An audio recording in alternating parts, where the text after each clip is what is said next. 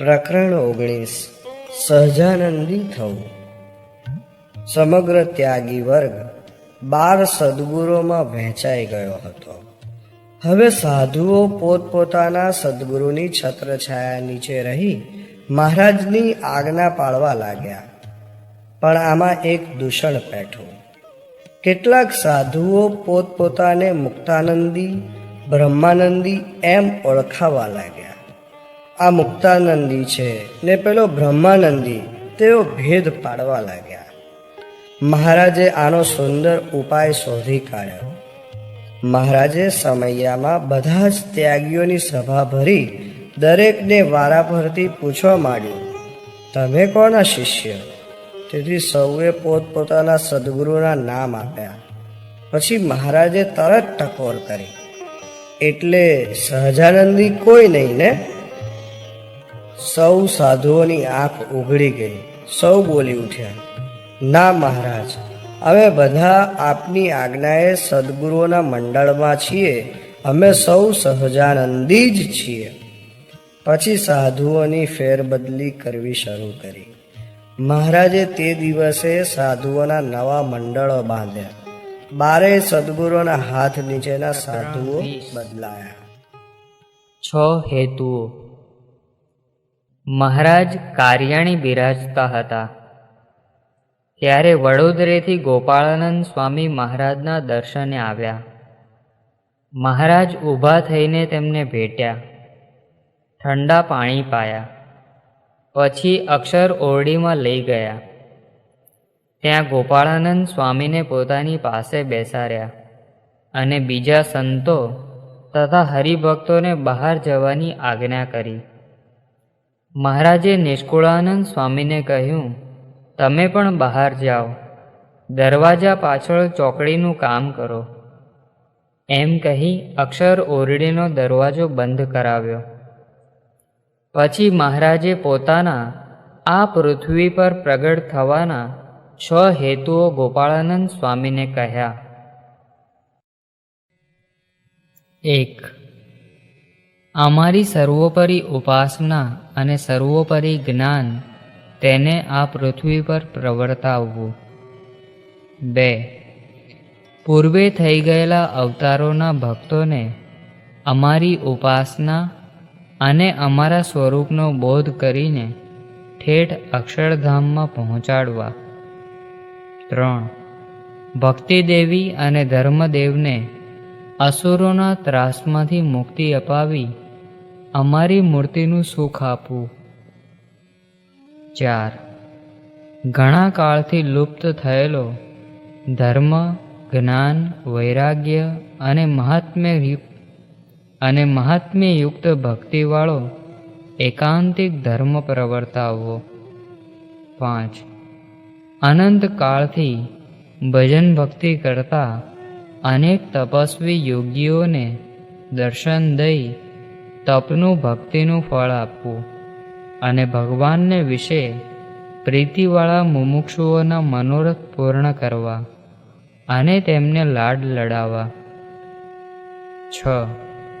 આ પૃથ્વી પર એકાંતિક ધર્મના ધારક સાધુઓ ઉપાસના માટે શિખરબદ્ધ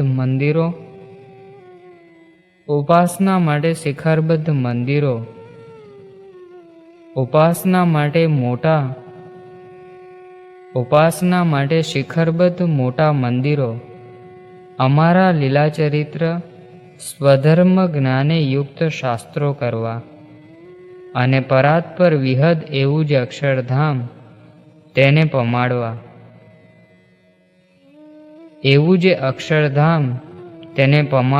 અર્થે પરમ એકાંતિક સંતો દ્વારા આત્યંતિક કલ્યાણનો મોક્ષ માર્ગ આ બ્રહ્માંડમાં સદાય ઊભો રાખવો. આ 6 હેતુઓ દરવાજાની તિરાડમાંથી નિષ્કુળાનંદ સ્વામીએ સાંભળ્યા. પછી મહારાજે અહીં કાર્યાણીમાં રહી દિવાળી કરી. મહારાજ રાતે સભા કરીને બેઠા હતા. ચારે બાજુ દીપમાળ પૂરી હતી. તે વખતે દીવ બંદરના અતિશય પ્રેમી હરિભક્ત પ્રેમીબાઈ મહારાજ માટે પાદુકા, છત્ર, ઝમર, સોનેરી જરિયાની વસ્ત્રો, સોનાના આભૂષણો વગેરે લાવ્યા.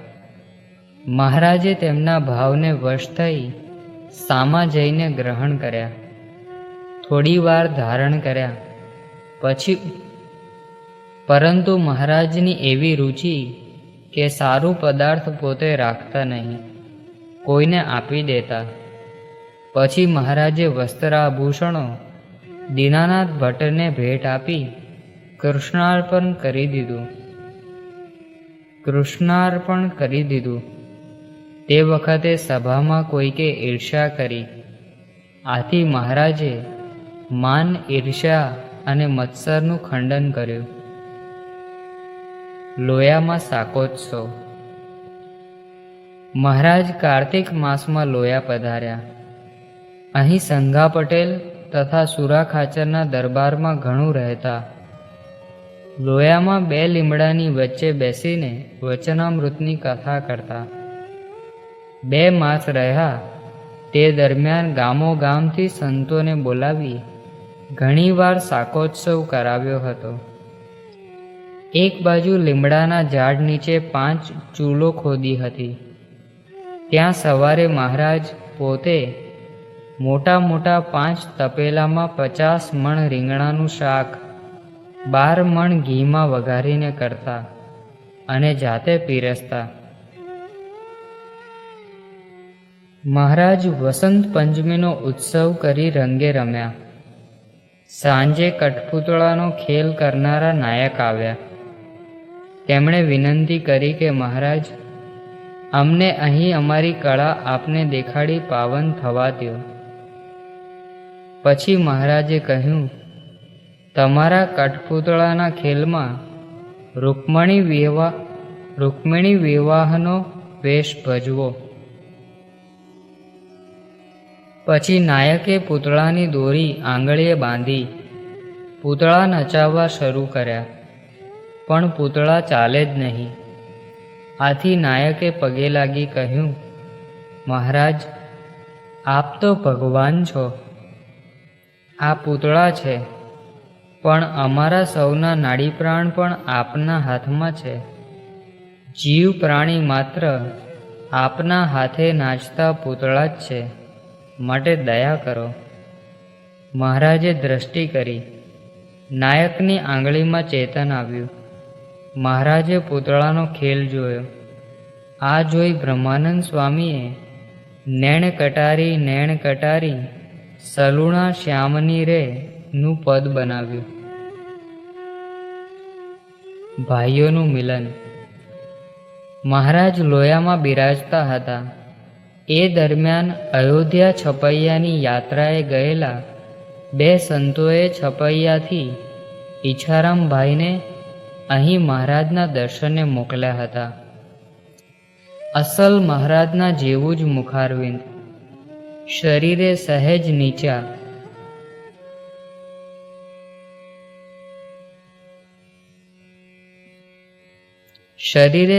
નીચા, પાતળા છતાં શરીરનું હલનચલન, વાણી બધી જ જાણે મહારાજના જેવી. 2 સંતોએ આગળ જઈને મહારાજને ખબર આપી, પણ મહારાજ કાંઈ બોલ્યા નહીં. મહારાજ તો સંઘા પટેલના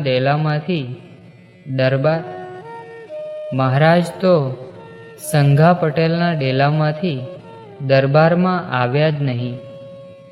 એટલે ઈચ્છારામભાઈને મહારાજ પાસે મુક્તાનંદ સ્વામી લઈ ગયા. મહારાજના દર્શન કરતા જ તેઓ સ્થિર થઈ ગયા. આજ મારા ઘનશ્યામ, તે બોલી ઉઠ્યા. ભૈયા, તે દોડ્યા. એકદમ મહારાજના ચરણારવિંદમાં પડી ગયા. ચરણારવિંદ પકડી લીધા. ઘનશ્યામ, ભૈયા, ભૈયા, ભૈયા. તેમની આંખોમાંથી ચોધાર આંસુ પડવા લાગ્યા. મહારાજે પગ છોડાવીને પૂછ્યું, કોણ છે આ? પરંતુ ઈચ્છારામભાઈ તો હજુ એ જ સ્થિતિમાં બેસીને બોલી રહ્યા હતા. भैया घनश्याम, घनश्याम, हमारा संग छोड़ के आप चले गए। मुक्तानंद स्वामी तथा नित्यानंद स्वामीए ઈચ્છારામ ભાઈને ઊભા કર્યા. સૌની આંખો આ મંગલ મિલનનું દ્રશ્ય જોઈ હર્ષના અશ્રુથી ભીંજાઈ ગઈ હતી. કોઈ બોલી શક્યું નહીં. પછી મુક્તાનંદ સ્વામીએ મહારાજને કહ્યું,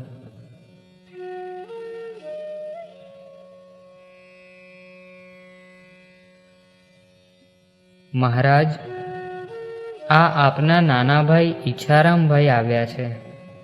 આપ આ ઓસડીમાં ઢોલિયો ઢાળ્યો. આપ આ ઓસડીમાં ઢોલિયો ઢાળ્યો છે ત્યાં બિરાજો. મહારાજ હજુ પણ મૌન જ હતા. મુક્તાનંદ સ્વામીએ તથા નિત્યાનંદ સ્વામીએ મહારાજનો હાથ પકડી તેમને ઢોલિયા ઉપર બેસાડ્યા. ભાઈને પણ ત્યાં લઈ આવ્યા. હજુ તેઓ રડતા જ હતા. નિત્યાનંદ સ્વામીએ કહ્યું, મહારાજ, તમે ભગવાન છો તે નમેરા થઈને સૌનો પ્રેમ વિસારીને ચાલી નીકળ્યા, પણ એ તો મનુષ્ય છે ને. એને આટલા વર્ષોના વિરહના અંતે આ મિલનથી તેમનું હૈયું ભરાઈ આવ્યું છે. આપ જરા મૌન તોડીને તેમની સાથે બોલો તો ખરા. આપ ક્યાં ત્યાગી છો? આપ તો ભગવાન છો. પણ અમારો સ્વભાવ ત્યાગીના જેવો છે. અમે જેનો ત્યાગ કરીએ તેને ફરી સંભાળતા નથી. મહારાજ ધીર ગંભીર સ્વરે બોલ્યા. સંતોના અતિ આગ્રહથી મહારાજ ઈચ્છારામભાઈને મળ્યા.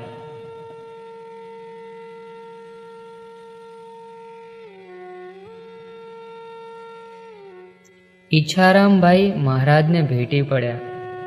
આ શાંતિકર દિવ્ય આશ્લેષથી ઈચ્છારામભાઈને જાણે ત્રિવિધ તાપ ટળી ગયા. પછી માયાજીતાનંદ સ્વામી સાથે છપૈયાથી અહીં કેવી રીતે પહોંચ્યા તે બધી વાતો ઈચ્છારામભાઈએ કરી.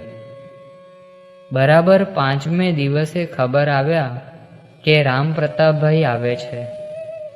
રામપ્રતાપભાઈ પાછળ રહી ગયા હતા. લોયા એક ગાંવ દૂર હતું. ત્યાંથી તેઓ અશ્વ ઉપરથી ઉતરીને ચાલવા લાગ્યા. સુરા ખાચર, અન્ય દરબારો તથા સંત વૃંદ રામપ્રતાપભાઈને વધાવવા સામે લેવા માટે ગયા. ઢોલ, ત્રાંસા, શરણાઈ વાગતા હતા. સંત મંડળ કીર્તન ગાતું હતું. રામપ્રતાપભાઈ વિચાર કરતા હતા કે ભગવાન અમારા ઘેર પ્રગટ્યા અને અમે તેમને ઓળખી ન શક્યા, અને દૂર દેશાવરના આ ગુજરાતના હરિભક્તોએ તેમને ઓળખી લીધા. લોયામાં મહારાજના ઉતારે પહોંચ્યા અને મહારાજના દર્શન કરતા જ રામપ્રતાપભાઈ મહારાજને ભેટી પડ્યા. આટલા વર્ષોના વિરહની વેદનાથી બળતા અંતરમાં આ ગાઢ આશ્લેષથી પ્રેમનો અમીજરો પ્રગટ્યો.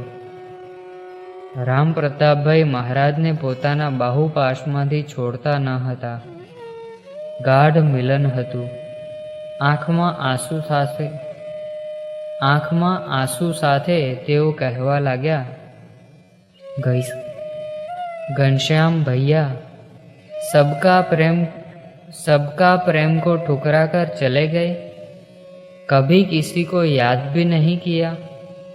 महाराज शांतिથી સાંભળી રહ્યા. સંતો હરિભક્તો દિગ્મૂઢ બની આ દિવ્ય પ્રેમની ભાવના નિહાળી રહ્યા. રામ ભરતના મિલનને ભૂલાવી દે તેવું એ દ્રશ્ય સૌના અંતરમાં જડાઈ ગયું. મહાસુદ પૂનમે ચંદ્રગ્રહણ હતું. ગ્રહણ છૂટ્યા પછી મહારાજ સંઘને લઈને ભદ્રા નદીમાં સ્નાન કરવા ગયા. બહુ જળક્રીડા કરી. પછી નદી કિનારે સભા કરીને બેઠા. તેવામાં એક પૈસા પાત્ર અભિમાની બાઈએ મહારાજને સરસ શ્વેત અંગરખું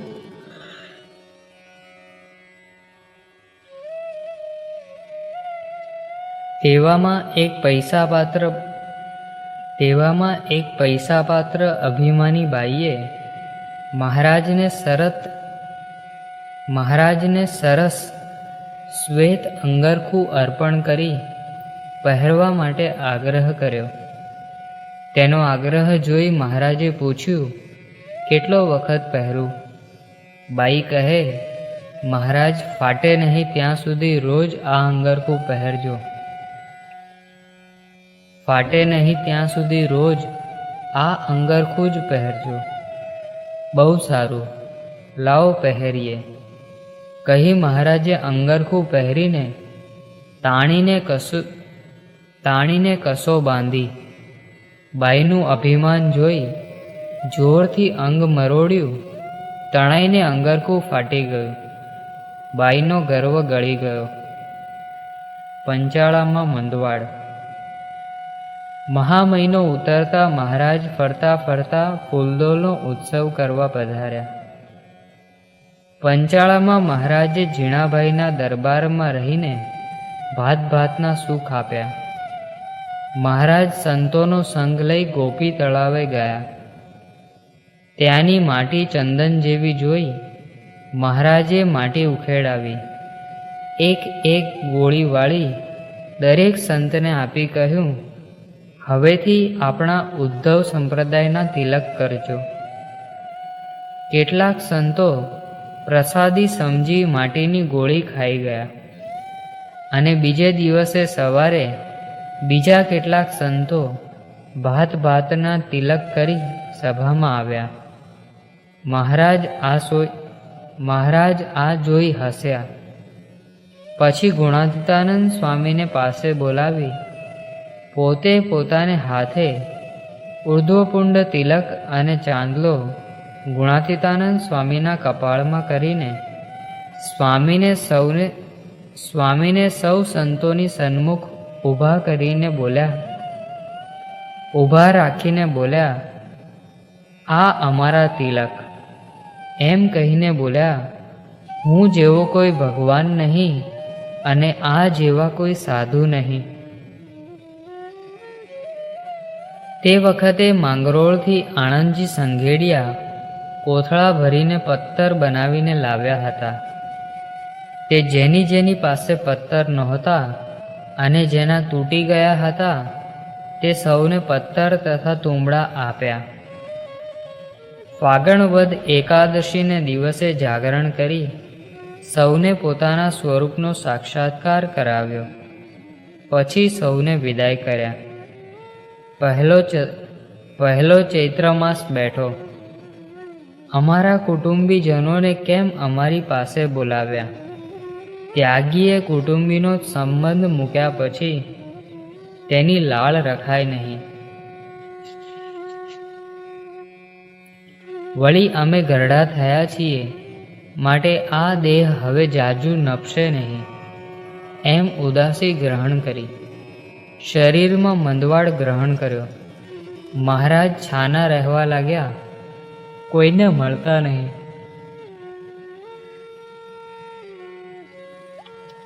મળતા નહીં. સુરા ખાચરને મહારાજના મંદવાડની ખબર પડી. તેઓ મારતે ઘોડે મહારાજને મળવા આવ્યા. તે વખતે મહારાજ ખોખરા તળાવે વધુ કરાવતા હતા. સુરા ખાચર ત્યાં દર્શને ગયા. મહારાજે દૂરથી જ જોઈને મળવાની ના કહી દીધી. સુરા ખાચર ધ્રુસકે રોઈ પડ્યા. તેમનો પ્રેમ જોઈ મહારાજની આંખમાંથી પણ આંસુ ટપકવા લાગ્યા. તે જે જગ્યાએ આ અશ્રુ બિંદુઓ પડ્યા તે સ્થળ બિંદુ સરોવર કહેવાય છે. મહારાજ કોઈ ઉપાયે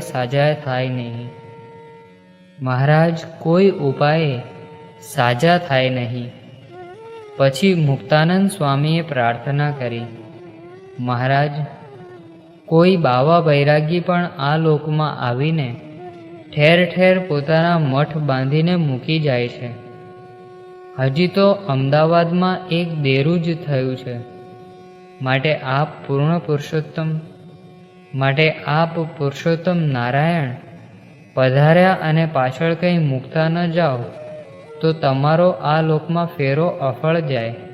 પછી મહારાજે મંદિર, સાધુ, શાસ્ત્ર કરી સંપ્રદાયની બાંધણી કરવાનો સંકલ્પ કર્યો. મહારાજે ઝીણાભાઈને કહ્યું, તમે થાળ કરાવો તો અમે સાજા થઈએ. ઝીણાભાઈએ થાળ કરાવ્યો.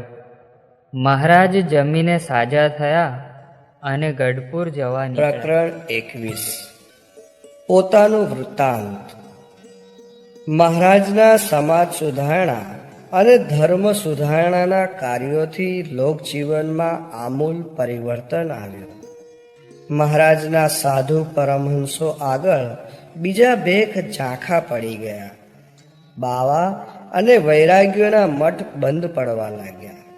સમાજને ધર્મનું સાચું તત્વ સમજાયું. અહિંસામાં યજ્ઞો કર્યા.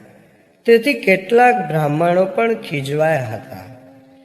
વળી મહારાજ સમાજના નીચલા થરની સાથે રહી તેમનું જીવન સુધારતા. તેથી કેટલાક કહેવાતા ઉજળિયાત વર્ગના લોકો પણ સૂગ દાખવતા. સમાજના આવા અસંતુષ્ટ વર્ગે મહારાજ વિશે કેટલીક ઉપજાવી કાઢેલી વાતો વહેતી મૂકી. મહારાજની લોકોત્તર મહત્તા ન ખમી શકવાથી કેવળ વિરોધને ખાતર આવા બ્રાહ્મણો, વૈરાગીઓ અને બાવાઓએ પ્રચાર કરવા માંડ્યો. સ્વામિનારાયણ ભગવાન નથી, તે તો જાદુગર છે. તેમણે બાબરો ભૂત વશ કર્યો છે, તેથી ભોળા લોકો તેમની પાછળ ફરે છે. સ્વામિનારાયણ બ્રાહ્મણ નથી, તેમને યજ્ઞનો અધિકાર નથી. સ્વામિનારાયણ તો મોચી છે, તેથી જ કાઠી, કણબી, સુતાર, લુહાર, કોળી, મોચી વગેરેની સાથે ફરે છે. આવી કેટલીક ઉપજાવી કાઢેલી અઘટિત વાતો વહેતી થઈ.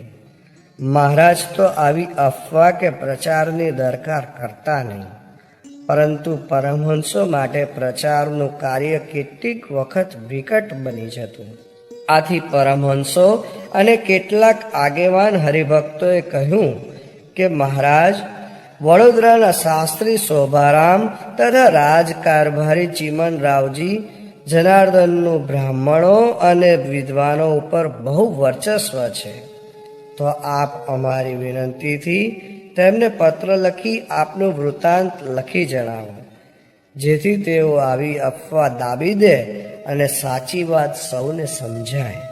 પરમહંસોના આગ્રહથી મહારાજે સંવત 1878ના પોષ સુદ બીજને બુધવારે એક પત્ર વડોદરાના શાસ્ત્રી શોભારામ અને ચીમનરાવજી જનાર્દન પર લખ્યો. તેમણે પત્રમાં લખ્યું, ગઢડેથી લિખાવંત સ્વામી શ્રી સહજાનંદજીના જય સ્વામિનારાયણ વાંચશો. બીજું તમારું પત્ર પરમહંસ ભેળું આવ્યું, તે પોતું વાંચી સમાચાર જાણ્યા. તમે એમ લખ્યું છે જે તમારા સત્સંગને વિશે અમારી પૂરી ગાંઠ પડી છે, પણ તમારા દક્ષિણી લોકમાં અમારી જ્ઞાતિની કોરનું તથા અમારા સંપ્રદાયની કોરનું પૂછવાનો બહુ આગ્રહ સંભળાય છે.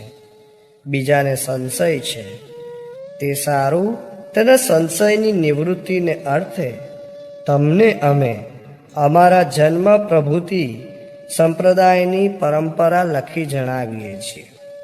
તે અમારી જન્મભૂમિ અયોધ્યાથી ઉત્તર દિશામાં સરવાર દેશ છે. તે દેશમાં મનોરમા નદી છે. તે નદીને વિશે મખોટા નામે તીર્થ છે. તે તીર્થથી ઉત્તર દિશામાં એક મજલને છેટે છપૈયા નામે ગામ છે. તે ગામ અમારા મામાના ગરાસનું છે. તે ગામને વિશે સરવરિયા બ્રાહ્મણ હરિપ્રસાદ પાંડે એવે નામે છે. તે બ્રાહ્મણ સામવેદી છે અને સાવર્ણ ગોત્રી છે અને કૌથુમી શાખા છે. ભાર્ગવ, વૈધવ્ય, સાવેતસ એ નામે તેના 3 પ્રવર છે. તે હરિપ્રસાદ બ્રાહ્મણના અમે પુત્ર છીએ. અને તે અમારા પિતાના પિતાને શિરનેત રાજાએ ઇટાર ગામ આપ્યું હતું, તે માટે ઇટારના પાંડે એવી અમારી અટક છે. ઘર થકી તીર્થ કર્યા સારું ચાલી નીકળ્યા છીએ. ફરતા ફરતા દ્રવિડ દેશમાં તોતાદ્રીને વિશે જીયર સ્વામી ત્રિદંડી સંન્યાસી મળ્યા.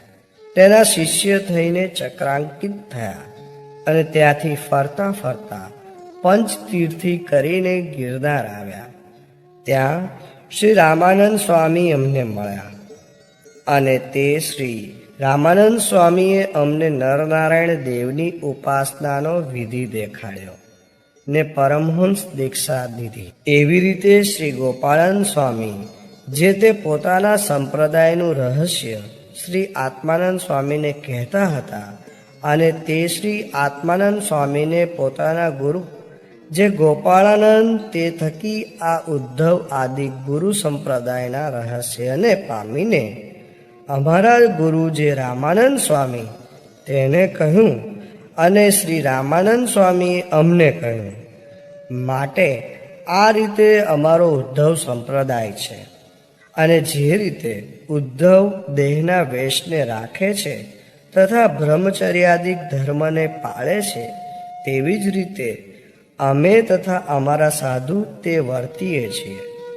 અમારા મોટા આચાર્ય જે ઉદ્ધવ તે ભક્તિ દીક્ષાવાળા પરમહંસ છે અને અમે જે ગૃહસ્થને જ્ઞાનનો ઉપદેશ કરીએ છીએ તેને પંચ પદાર્થના ત્યાગના નિયમ લેવરાવીએ છીએ.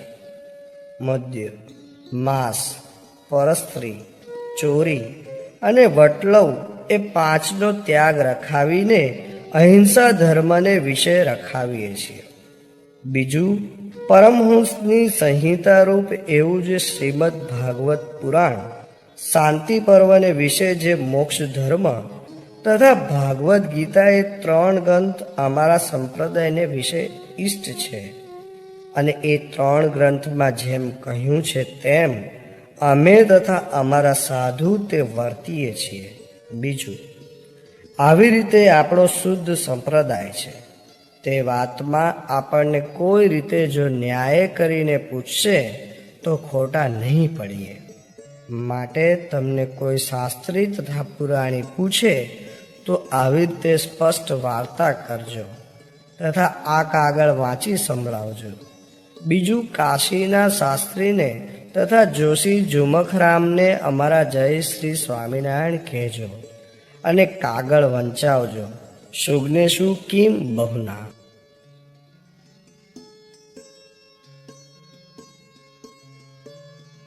નરનારાયણ દેવની સ્થાપના.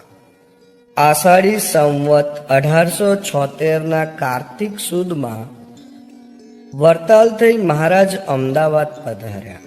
તે વખતે કલેક્ટર ડનલોપ સાહેબે સામે ચાલીને કહ્યું, સ્વામિનારાયણ ભગવાન, આવા મોટા શહેરમાં આપનો મઠ કેમ નથી? આપ કૃપા કરી અહીં આપનું સ્થાનક બાંધો. આપનો મઠ કે મંદિર બાંધો કે જેથી આપના સાધુઓ અને સત્સંગીઓ સુખેથી ત્યાં આગળ રહી શકે, ઉત્સવ સમયા કરી શકે. જોઈએ એટલી જમીન આપ કહો તે સ્થળે અમદાવાદમાં હું આપું. મહારાજે નવાવાસમાં પાઠકવાડી નામની જગ્યા પસંદ કરી. મહારાજે નવાવાસમાં પાઠકવાડી નામની જગ્યા પસંદ કરી. કહ્યું, આ જગ્યા મળે તો આપણે અહીં મંદિર બાંધી નરનારાયણ દેવની સ્થાપના કરીએ. તે વખતે અંગ્રેજો 99 વર્ષના પટ્ટે જગ્યા આપતા, પરંતુ ડનલોપ સાહેબે કાયમને માટે તાંબા પત્ર પર ખત કરી જગ્યા લખી આપી. મહારાજે થોડો વખત ત્યાં સાધુઓને રહેવાની ધર્મશાળા બાંધી. ત્યાં એક શિખરનું દેરું બાંધી નરનારાયણ દેવ પધરાવા છે એમ નિર્દેશ કરી આનંદ સ્વામીને ત્યાં મંદિર બાંધવાની આજ્ઞા કરી. મહારાજના સંકલ્પ મુજબ આનંદ સ્વામીએ પથ્થરનું પાકું 3 શિખરવાળું મંદિર બાંધીને તૈયાર કરાવ્યું. મંદિર તૈયાર થયું એટલે તેમણે મહારાજને પત્ર લખ્યો. મહારાજે પત્ર વાંચી ગામોગામ કંકોત્રીઓ લખાવી હરિભક્તોને અમદાવાદ બોલાવ્યા. મહારાજ પોતે પણ ત્યાં મોટો સંઘ લઈને પધાર્યા. અમદાવાદ નગરમાં મહારાજની સવારી કાઢી સામયું કરવામાં આવ્યું. મહારાજે વેદોક્ત વિધિથી નરનારાયણ દેવની સ્થાપના સંવત 1878ના ફાગણ સુદ ત્રીજને દિવસે ધામધૂમથી કરી. આમ સત્સંગના ઇતિહાસમાં પહેલું મંદિર અમદાવાદમાં થયું. નરનારાયણ દેવની પ્રતિષ્ઠા થઈ ગઈ. મહારાજે બ્રાહ્મણોની 84 જમાડવાનો સંકલ્પ કર્યો, પણ પૈસા પૂરતા હતા નહીં. મહારાજે કહ્યું, કોઈ સેવાભાવી હરિભક્તો હોય તો 84 જમાડી શકાય. આથી કોઈ હરિભક્તે લાલદાસ ગોરાનું નામ સૂચવ્યું. મહારાજે લાલદાસ શેઠને પાસે બોલાવી કહ્યું, આપણે દેવ પધરાવ્યા, હવે બ્રાહ્મણોને જમાડી તૃપ્ત કરવા છે, 84 કરવી છે, પૈસાની સગવડ થશે? લાલદાસ શેઠે કહ્યું, મહારાજ, મારી પાસેથી પૈસા તો નીકળી શકશે, પણ હું મારી પત્નીને પૂછીને આપું. મહારાજ કે ભલે. લાલદાસ શેઠ ઘરે જઈ પત્નીને પૂછ્યું. તેની પત્નીએ કહ્યું, તમે શું સમજીને મારી સંમતિની જરૂર છે એમ મહારાજને કહ્યું? રૂપિયા તો ભગવાને આપ્યા છે, ભગવાનના છે, માટે ભગવાન માગે છે તો આપી દો. લાલદાસ શેઠે રાજી થઈને રૂપિયા 7,000 મહારાજના ચરણોમાં મૂક્યા. મહારાજે તાત્કાલિક બધી વ્યવસ્થા કરાવી. ઘેર ઘેર નોતરા મોકલ્યા. છેક જેતલપુર સુધી ઘોડા દોડાવી બ્રાહ્મણોને આમંત્ર્યા. વળી પ્રતિષ્ઠા નિમિત્તે આવેલા ગુજરાત, કાઠિયાવાડ અને કચ્છના હજારો હરિભક્તો તો ખરા જ. ફાગણ સુદ પાંચમે કાંકરિયા તળાવના આરે બધી વ્યવસ્થા થઈ ગઈ. બ્રાહ્મણો આવવા લાગ્યા. ચૂરમાના લાડુ, દાળ, ભાત, શાક, વાલ, ભજીયાની રસોઈ બ્રાહ્મણો જમ્યા. પછી હરિભક્તો જમ્યા. અંતે મહારાજ જમીને સભામાં પધાર્યા. સૌ હરિભક્તોએ મહારાજનું પૂજન કર્યું અને ભેટ ધરી. પૂજન પૂરું થયું. કોઠારીઓ ભેટના રૂપિયા ગણવા બેઠા. ગણી રહ્યા ત્યારે જોયું તો 7,000 અને અડધો રૂપિયો ભેટમાં આવ્યા હતા. મહારાજે ઠક્કરને કહ્યું, આમાંથી 7,000 રૂપિયા લાલદાસ ગોરાને આપી દો. મહારાજે આગ્રહ કરીને શેઠને પૈસા પાછા આપ્યા. સિલકમાં અડધો રૂપિયો જ રહ્યો. લાધા ઠક્કરે કહ્યું, મહારાજ, આ તો ભાતા વજે પણ ન વધ્યું. ત્યારે મહારાજે કહ્યું, હું ભેળો છું, ત્યાં સુધી તમે ભાતાની શું કામ ચિંતા કરો છો? આમ 84 કરી 5મે સાંજે અમદાવાદથી નીકળીને મહારાજ જેતલપુર ગયા. અહીં મહારાજે સંકલ્પનો મંદવાડ ગ્રહણ કર્યો. શરીરમાં તાવ ભરાયો. ત્યાં રાત રહી બીજા દિવસે થોડુંક જમીને મહારાજ ચાલ્યા. ફાગણ સુદ 8મે ગામ કોટ પાસે ગણેશ ધોળકા પહોંચ્યા. ત્યાં જમણી સૂંઢવાળા ગણપતિના મંદિરમાં ગણપતિની સૂંઢ પર હાથ ફેરવ્યો. પછી રાયણના ઝાડ નીચે ઢોલિયો ઢળાવીને ખુલ્લામાં કેટલોક વખત રહ્યા. મહારાજે પોતાની વૃત્તિઓ અંતરમાં પાછી ખેંચી લીધી. ઉદાસી ગ્રહણ કરી દેહમાં મંદવાડ ધારણ કર્યો. બધી પ્રવૃત્તિઓ મનથી ખોટી કરી નાખી. જાણે કાંકરીએ મેળો ભરાયો જ નહોતો. સર્વ પદાર્થની વિસ્મૃતિ કરી નાખી. ત્યારે સંકલ્પનો મંદવાડ ટળ્યો.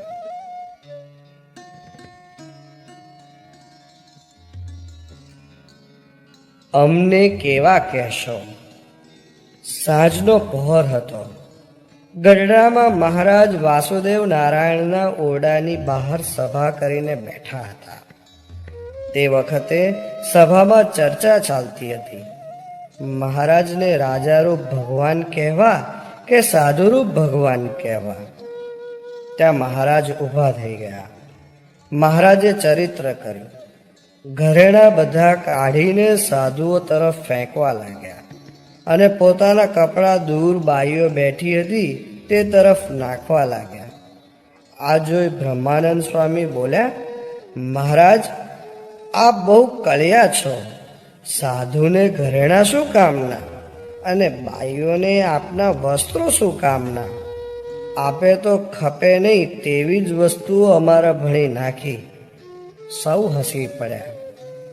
ત્યારે મહારાજે અડધા રાજાના અને અડધા સાધુના વસ્ત્રો ધારણ કર્યા.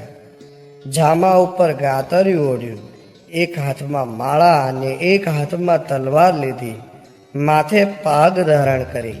પછી કહ્યું, બોલો, હવે અમને કેવા કહેશો, સાધુરૂપ કે રાજારૂપ?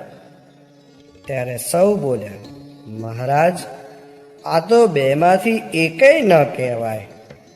ત્યારે મહારાજે કહ્યું, અમ જેવા તો અમે એક જ, આગલા બધા તો અવતાર અને અમે અવતારી.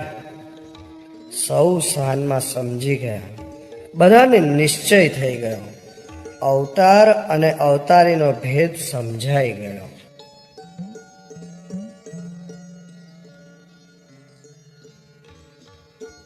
વાંદરાએ માળા ફેરવી. મહારાજ ગઢપુરથી વરતાલ રામનવમીનો સમયો કરવા પધાર્યા. એક દિવસ સાંજે ધારુ તળાવને કાંઠે મહારાજ સભા કરીને બિરાજતા હતા. ત્યાં ઝાડ પર કૂદતો વાંદરો આવીને બેઠો.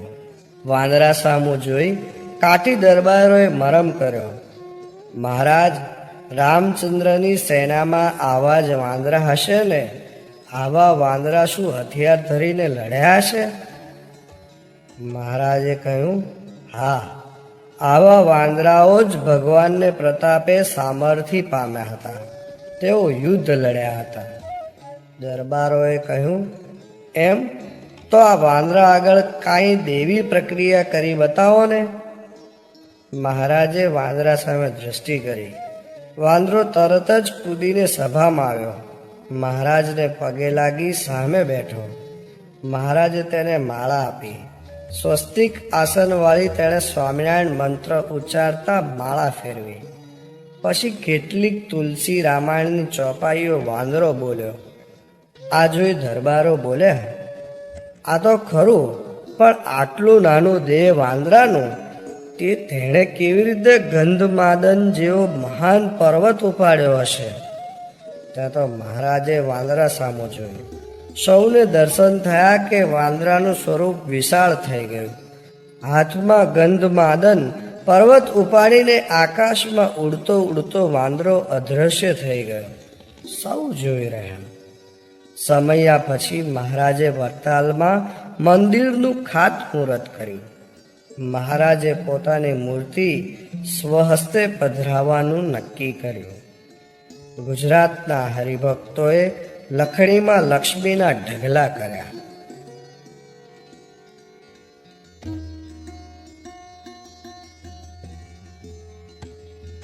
સહજાનંદી રૂપી સૂર્ય. ફૂલદોલ પ્રસંગે પંચાળામાં મહારાજ સંતો સાથે જુદા જુદા સ્વરૂપ ધારણ કરી અદ્ભુત રાસ રમ્યા અને સંતોને અનહદ સુખ આપ્યું. આ પ્રસંગ પંચાળામાં મહારાજે આખા ગામને ઘી, ગોળ, ચોખા જમાડી મોટો ઉત્સવ કર્યો. હજારો બ્રાહ્મણ, સંતો, હરિભક્તો અને આખું ગામ જમાડ્યું. સૌ ભોજન કરી તૃપ્ત થયા. મહારાજે પૂછ્યું, છે કોઈ જમવામાં બાકી? ત્યારે રસોઈ અને જમાડવા સંબંધી દેખરેખ રાખનારા હરિભક્તોએ કહ્યું, મહારાજ, સૌ જમીને તૃપ્ત થયા છે. બધે ઉતારે ફરી ફરીને પૂછી આવ્યા છે. કોઈ જમવામાં બાકી નથી. પરંતુ મહારાજની દ્રષ્ટિમાંથી કેમ કોઈ રહી જાય? દૂર નદીને પેલે પાર કેટલાક મેલા ઘેલા કપડામાં ફરતા લોકો ભણી જોઈ પૂછ્યું, પેલા કોણ છે? તેમને જમાડ્યા? કોઈ બોલ્યું, મહારાજ, એ તો વગડાના વાઘરી કહેવાય. એ તો દાડો ઉગે ને બકરા, મરઘા, સસલા હરણા વગેરેને મારી ખાનારા પાપી જીવો છે. એ તો આમ જ રોજ ભટક્યા કરતા હોય છે. એવા પાપીને કોણ જમાડે? મહારાજે કહ્યું, સૂર્ય ઉગે છે તે સૌને માટે ઉગે છે. તે પાપી અને પુણ્યશાળી સૌને પ્રકાશ આપે છે. મેઘ વરસે છે તે સૌના ખેતરમાં વરસે છે. પાપી કે પુણ્યશાળી એવો વેરો આંતરો કર્યા વગર વરસે છે. તેમ આજ તો સહજાનંદી રૂપી સૂરજ ઉગ્યો છે. આપણે સૌનું કલ્યાણ કરવું છે. માટે નદીને પેલે પાર જઈને તેમને પણ બોલાવો. આપણે તેમને જમાડીને તૃપ્ત કરીએ. બે હરિભક્તો સામે કાંઠે ગયા. વાઘરીને જમવા બોલાવી આવ્યા. મહારાજે જાતે પીરસ્યું. આગ્રહ કરીને સૌ વાઘરીઓને હેતપૂર્વક જમાડ્યા. તે સૌના હૃદયમાં મહારાજની મૂર્તિ વસી ગઈ. તેઓ તૃપ્ત થયા, ખૂબ રાજી થયા. અંતકાળે તેમને મહારાજ યાદ આવ્યા. તેમનું કલ્યાણ થયું. મૂર્તિ પ્રતિષ્ઠા. અમદાવાદમાં નરનારાયણ દેવની સ્થાપના કર્યા પછી મહારાજ ફરતા ફરતા ગઢપુર આવેલા. ત્યારે કચ્છથી આવેલા હરિભક્તોના સંઘે મહારાજને પ્રાર્થના કરેલી કે મહારાજ, આપ કચ્છમાં આવું મોટું મંદિર કરો. અમે બનતી બધી મદદ કરીશું. તેમનો ઉત્સાહ જોઈ મહારાજે કહ્યું, ભુજનગરમાં મંદિરનું બાંધકામ કરાવો. આ વૈષ્ણવાનંદ સ્વામીને મોકલીએ છીએ. તમને બધી જાતની મદદ કરશે. ભુજનગરમાં કચ્છી હરિભક્તોના ઉત્સાહથી જોત જોતામાં મંદિર તૈયાર થઈ ગયું. તેમણે મહારાજને વાત કરી. મૂર્તિ પ્રતિષ્ઠા કરવા માટે મહારાજ તૈયાર થયા. ગુજરાત, કાઠિયાવાડના હરિભક્તોનો અને સંતોનો સંઘ લઈ મહારાજ કચ્છ જવા નીસર્યા. કેટલાય ઘોડેસવારો, પગપાળા સંતો, 150 ગાડામાં હરિભક્તો અને 15-20 ગાડા ભાતાના ભરીને મહારાજ મૂર્તિ પ્રતિષ્ઠા કરવા નીકળ્યા. કચ્છમાં હિરજીભાઈના ઘરે ઉતર્યા. આષાઢી સંવત 1879ના વૈશાખ સુદ પાંચમને દિવસે ભુજનગરમાં નરનારાયણ દેવની સ્થાપના મહારાજે કરી. કચ્છમાં જય જયકાર થઈ ગયો. 15 દિવસ મહારાજ કચ્છમાં રહ્યા. ઘણા વર્ષે મહારાજ કચ્છ પધાર્યા હતા. તેથી કચ્છી હરિભક્તોનો આનંદ માતો ન હતો. સૌને સુખ આપી હળવદ, ચોટીલા, નાગડકા, લોયા થઈ મહારાજ ગઢડે પધાર્યા.